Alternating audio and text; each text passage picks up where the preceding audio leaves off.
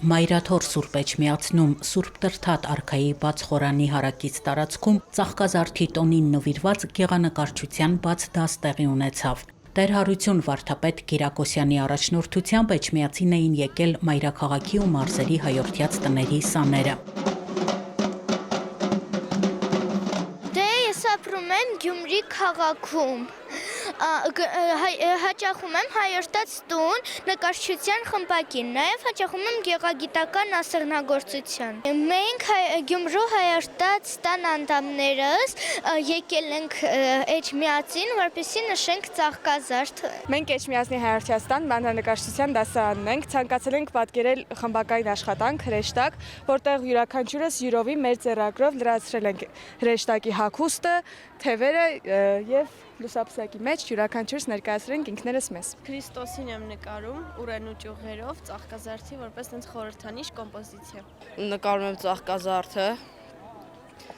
Մեր նկարով ուզում ենք ասենք այսօրվա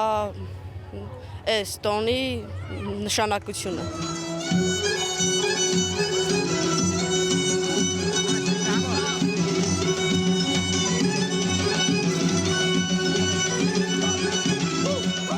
Գեղանկարչությունից ու կավճանկարչությունից հետո Մայրաթորի տարածքում տոնական համերգ տեղի ունեցավ։ Հանդես եկան հայորդյաց տների դհոլահարները, պարախմբերը, կրկեսի դպրոցի սաները։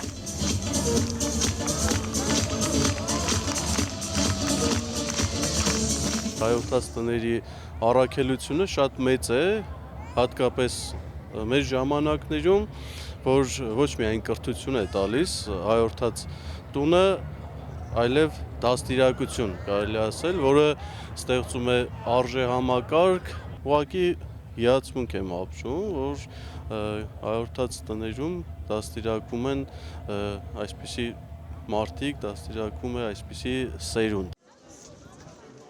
Համերգային ծրագրից հետո սաները հանդիպեցին Գարեգին II ամենայն հայոց կաթողիկոսի հետ։ Հայրապետը ողջունեց եւ իր օրհնությունը բաշխեց երեխաներին։ Այսօր Հայաստանում գործում է 8 հայորդյաց տուն, որոնցից 4-ը Երևանում, 4-ը մարզերում։ Այս հաստատությունները սկսել են ձևավորվել 1993 թվականին Գարեգին II ամենայն հայոց կաթողիկոսի Արարատյան հայրապետական թեմի առաջնորդական փոխանորդ եղած տարիներից։ Սկզբում հայկական բարեգործական ընդհանուր միության հետ գործակցությամբ հետագայում իրենց նպաստը բերեցին նաև անհատ բարերարներ։ Այժմ այս հաստատություններում շուրջ 3000 երեխա է ուսանում, հմտանում են արվեստի, սպորտի, արհեստի տարբեր ոլորտներում լեզուներ են սովորում։